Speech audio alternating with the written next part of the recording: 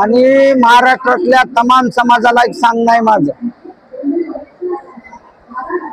ठीक आहे, ज्यावेळेस आरक्षण द्यायला तयार होते तेव्हा आमचे पूर्वज घ्यायला तयार नव्हते, कारण त्या दिवशी आमच्यावर संपूर्ण होतं.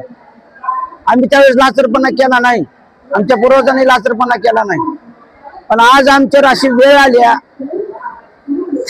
आम्ही त्यावेळेस वाटून काटून खाल्लं. आम्ही आमच्या गावाकडकन होत्या हाबरेट ज्वारी सासून ठेवायच्या, बसा बस उपसून दिले. आम्ही गोरगरीब जगवले, ओबीसी समाज जगवला.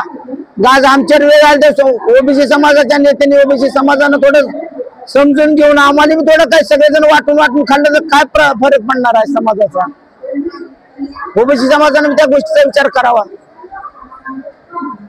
त्या नेत्याच्या राजकारणी लोकांच्या नादी न लागता ओबीसी नेत्यांनी कुठेतरी समोर यावं, दलित नेत्यांनी कुठेतरी समोर यावं, दलित समाजाच्या नेत्यांनी पुढं येऊन या सगळ्या समाजाने एकत्रित येऊन सगळ्यांनी वाटून वाटून खावं ना, गुणागोविंदांना या महाराष्ट्रामध्ये नांदावं. आज एवढीच विनंती आहे समाजासाठी.